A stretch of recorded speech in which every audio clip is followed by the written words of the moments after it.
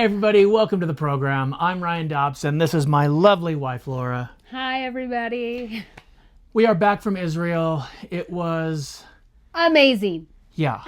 Totally amazing, heartbreaking, eye-opening, enlightening. Everything. It was, as my friend Troy says, it was all the things. It was all the things. People say, they talked to us and they said, you know, when you're reading the Bible before you've gone to Israel, it's like in black and white. And then you go to Israel and it's like in color. And I didn't experience it that way, but the nuances were so strong. Seeing where Jesus walked, seeing the architecture. In fact, let me open with this. I have long made fun of Christian worship for talking about rocks and water and fire. I have endlessly said, please talk about something specific. Why do you keep talking about rocks and water and fire? And goodness gracious, lo and behold, you get to Jerusalem and everything is rock. Everything. I don't mean like a few things. I mean literally everything. They carved Jerusalem out of stone. Everywhere you look are like white rocks. I cannot imagine, I cannot fathom what it took to subdue this land and to turn it into this tropical paradise that is Jerusalem and Tel Aviv and this area. It is, we see pomegranate trees, orange trees, lime trees, plumeria, bird of paradise in a desert, a full desert of rocks. All it was rocks. I will never complain again. I can't imagine walking. Listen, and that's the other part too. There is no flat surface in all of Jerusalem. There was no straight walking anywhere. It was up or down everywhere we went. And I just imagine the disciples and Jesus and the Israelites walking amongst rock.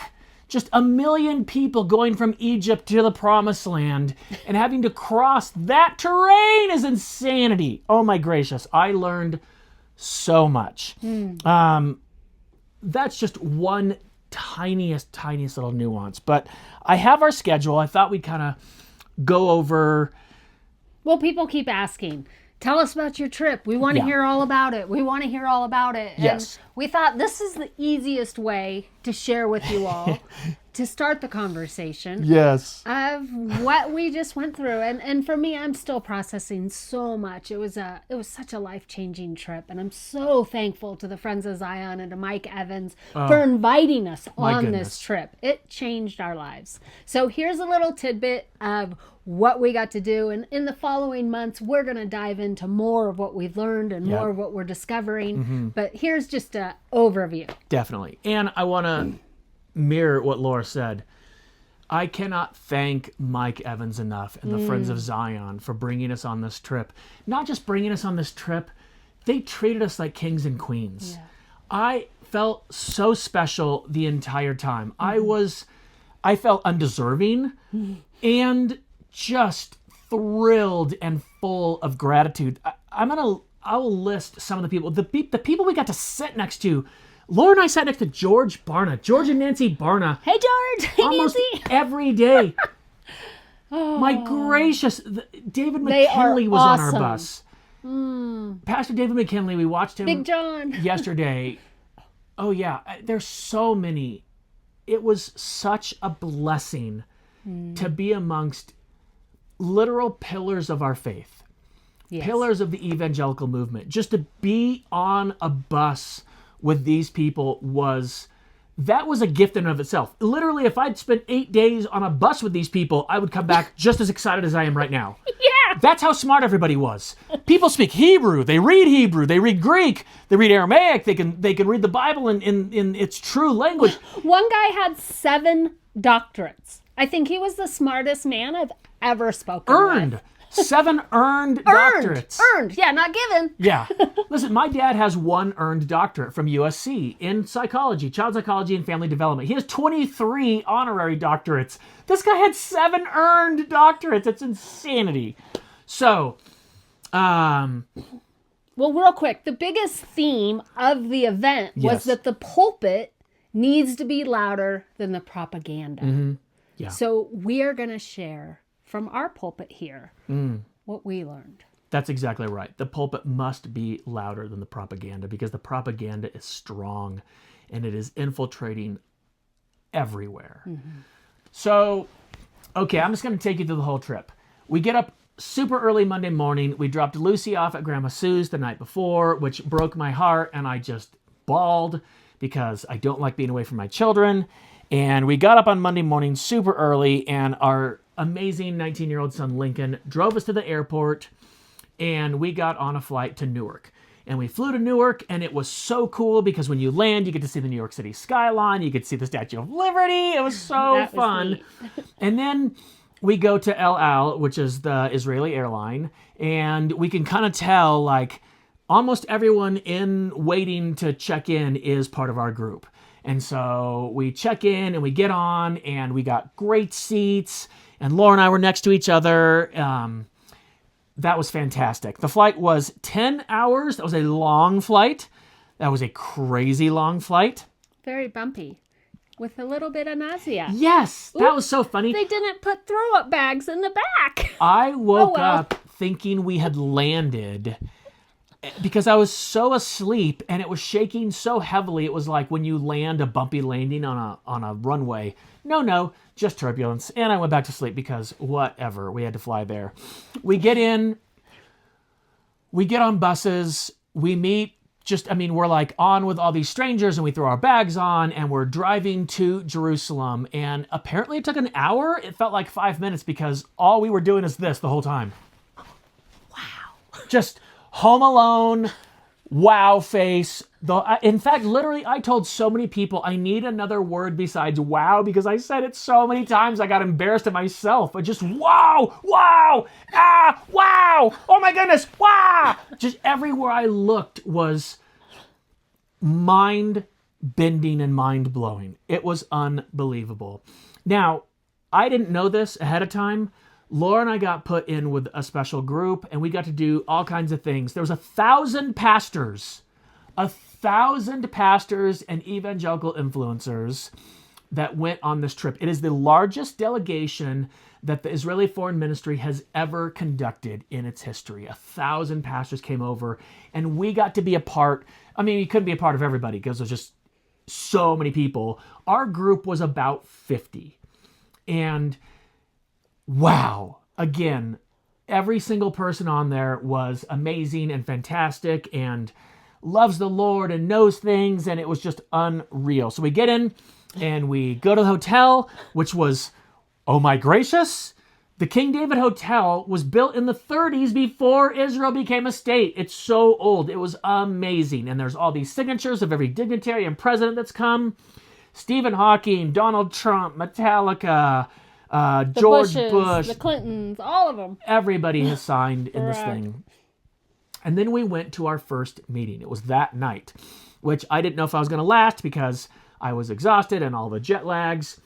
And we went to the Friends of Zion Museum. If you ever get to go to Israel and you get to Jerusalem, you must visit the Friends of Zion Museum. It is so fascinating. They have so many exhibits, so much interactive, holographic people that are talking to you, 3D. AI. Oh my goodness. It's fantastic.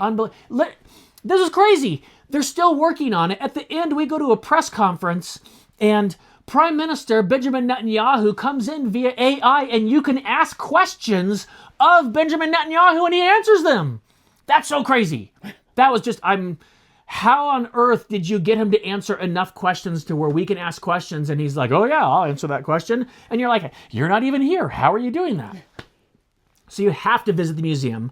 It is unbelievable. And they've used this museum as an outreach to the Jewish people of Israel, especially those affected by terrorism and the Holocaust. Mm-hmm. They bring in the victims of the October 7th terror attack. They bring in the hostages. They bring in Holocaust survivors. They bring in the family members. They help support them financially. They help them support them mentally and emotionally and spiritually. They are sharing the gospel with people. They are living the hands and feet of Jesus to people that have been affected so greatly by so much terror. So crazy. First night, Dr. Mike Evans gets up and speaks. He is brilliant. He knows everything. He knows everyone. Everyone. He knows so many people. So fat. I could have listened to him the entire night. And then he's like, I got to jump off stage. And I'm like, why? Because he introduced the president of Israel. Herzog. Isaac Herzog came and spoke to us. The president of Israel came and spoke to us. And this is what I want to tell you, that we experienced everywhere we went in Israel. Everywhere we went throughout Israel and Jerusalem, words were mimicked what President Herzog said. And it was, thank you for coming. Thank you for being here. Thank you for standing with us. The desperation in their voices. We met the governor of Judea and Samaria. He mimicked those words. The desperation in his voice. The fact that J.D. Vance was talking about annexing Judea and Samaria and giving it to terrorism was terrifying to these people. And praise the Lord that Speaker of the House Mike Johnson is speaking out on behalf of Judea and Samaria. And it looks like we're going to get that turned around. But we went all over the city, and strangers would stop us and go, thank you. Thank you so much for being here. Thank you for being here. Remember in the bathroom? Yeah. I got stopped in the bathroom by a woman who just wanted to thank me for coming to their country to stand with them. And she said, can you thank your president, President Trump, for bringing back our hostages? That's right. And I just started bawling. Yep. She started bawling, and we prayed. Yeah. And we hugged. Mm-hmm. And that was the welcoming we received. That was in a bathroom somewhere in Jerusalem. Yes. I'm telling you, we got stopped by children, preteen children saying thank you. That was so shocking. We got stopped by 19-year-old soldiers at a memorial we went to. We met with a bunch of little baby soldiers. They're all so young. It just it enraged me that we send children into war like this. And yet they are there voluntarily. Elderly people.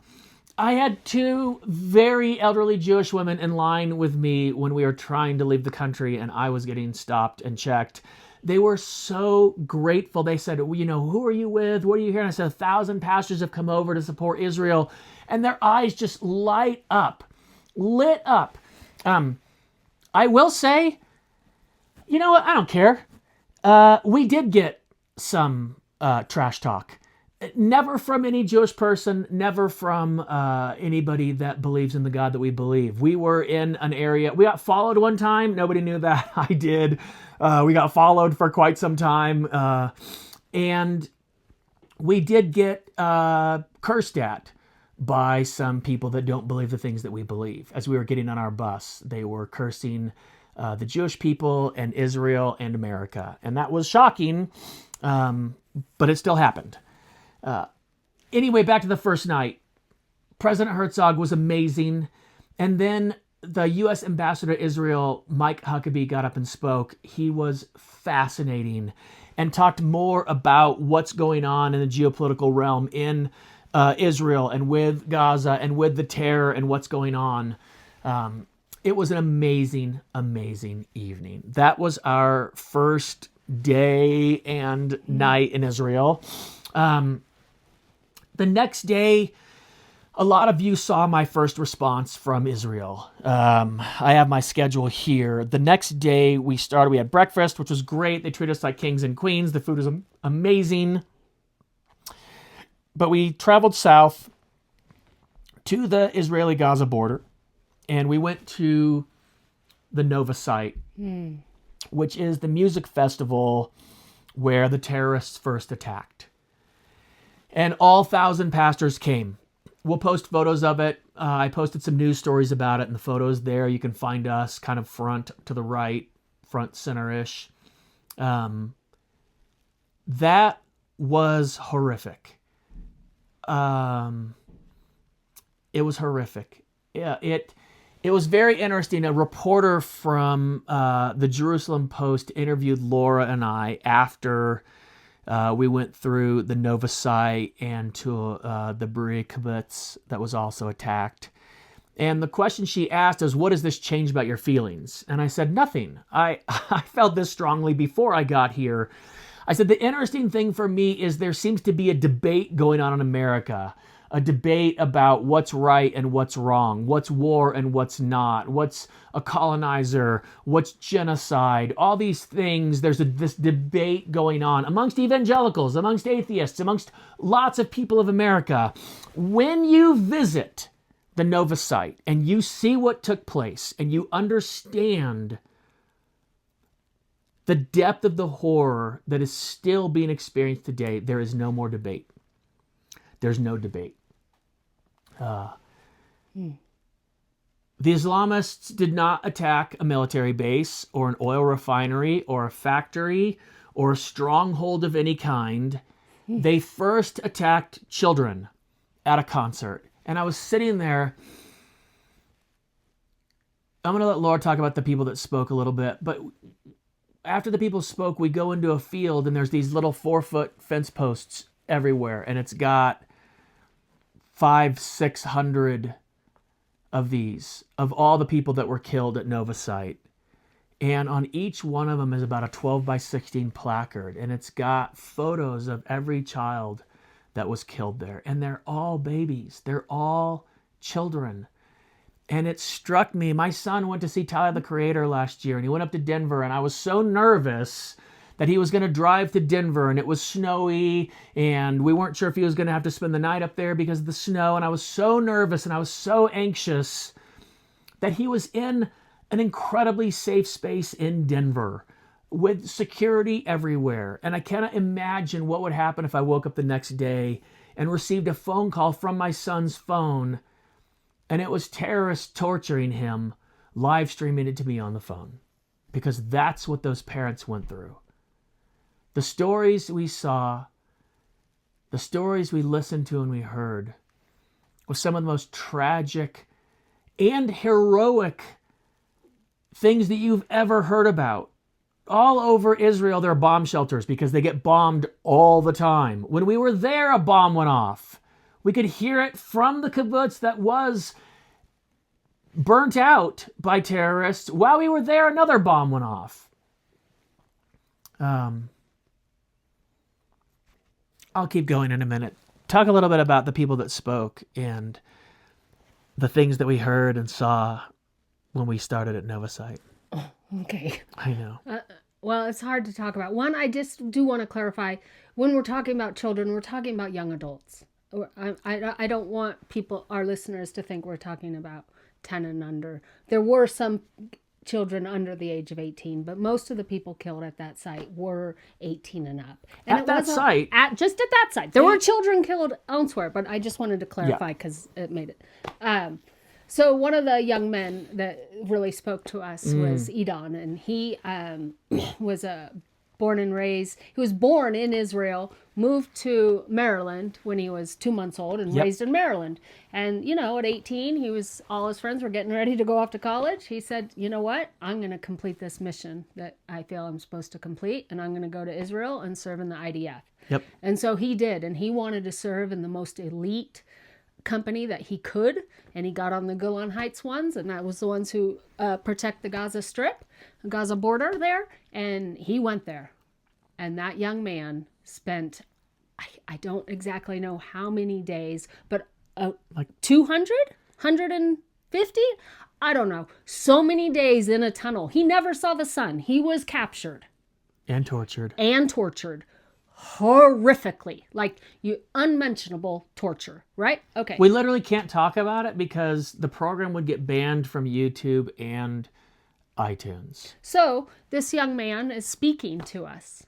This young man, just held a hero. Think about it, underground in a tunnel, being moved from place to place for hundreds of days while they call his parents and taunt them, while they torture him.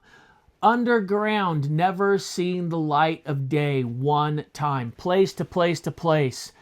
Every single time. Being starved. Being beaten. Being tortured. Yeah. Yeah.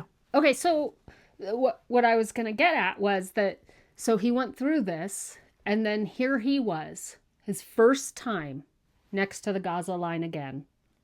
And he put on his uniform. And he came and spoke to us. And while he was held captive, He learned the language. He learned what they did. He learned their culture. He tried to get into the mindset of the enemy. And he did that. And he came and stood before all of us and said, I am going to complete what I started. They gave me hell. I'm going to give them hell.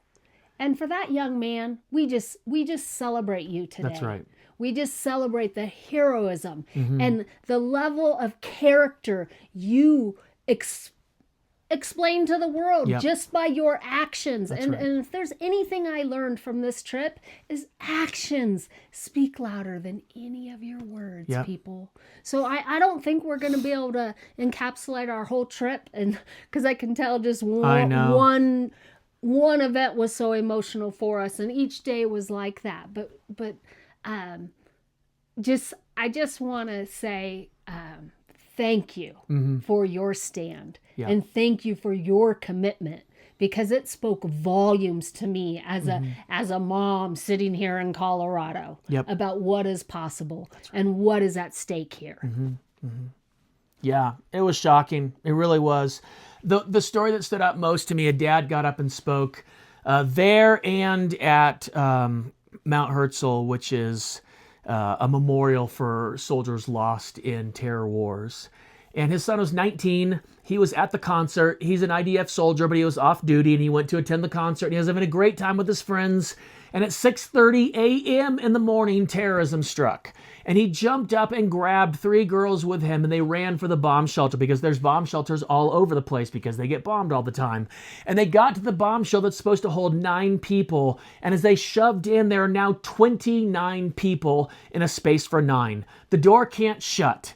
Terrorists are everywhere. People are being slaughtered. And this young boy turns around to the 28 other people and says, "Don't worry, I'll protect you." And what does he do? He's got no weapon, so he looks around and sees a bottle, breaks a bottle, and stands in the doorway with terrorists with machine guns and grenades and rocket launchers. This is the elite special forces of Hamas that started first. And he stood in the doorway with a broken bottle. When they knew there was all the Israelis inside the bomb shelter, the terrorists started lobbing grenades into the bomb shelter. This young 19-year-old. By the way, all this is documented because everyone in that bomb shelter had a cell phone. There's photos of this. Videos And photos. Audio recordings. This young 19-year-old, my son is 19, he caught and threw back 8 hand grenades. 8 hand grenades that would have been in there and would have destroyed everyone in that building. 8 times he picked up a live thrown hand grenade and threw it back, knowing the risk. And when that didn't work, the terrorists took an RPG, a rocket-propelled grenade launcher, and shot it directly into the bomb shelter. That young man, the last words he said was, "Oh no," as he stood in front of it and took it. He died for all those people. And his dad got up and testified for him. I think we should wrap it up with scripture. Yeah. This is a heavy one, people. It is. But the world is in a heavy place, and we have the hope of Jesus. We do. Thank God we have a Savior. Absolutely. So my first post leaving the Nova site was a little inflammatory, and it upset some people, and I totally understand that. And I said something, if you don't like what I'm saying, unfollow me. And someone wrote back and said, as a Christian, I think that's the wrong thing to say. Don't you want people listening to you? And I reflected on it, and they were right. I had acted emotionally, and in my grief, I had kind of stirred the pot too much. I was shocked at how much anti-Semitism came back from people that call themselves Christians, from people that say they believe the Bible. I had ministry leaders email me that I'm an idiot. I was shocked. I really was. I was shocked. And I just want to close this one with Psalm 105. I read it before we were leaving. Psalm 105:7. He is the Lord our God. His judgments are in all the earth. 8. He has remembered his covenant forever. The word which he commanded to 1,000 generations, the covenant which he made with Abraham and his oath to Isaac. Then he confirmed it to Jacob for a statute, to Israel as an everlasting covenant, saying, To you I will give the land of Canaan as the portion of your inheritance. It's forever. So I don't believe replacement theology. I think that we have our salvation through the Jewish people. I don't think that Christians have replaced the Jews as God's chosen people. I think we were grafted onto the tree. And it brought it home so much more being in Israel. Thank you for listening. Thanks for supporting us. Thank you for praying for us on that trip. Thanks for praying us when we got home from the trip. It's been really, really difficult. But we appreciate your prayers so very much. God bless you all. We'll talk about this again very soon. God bless.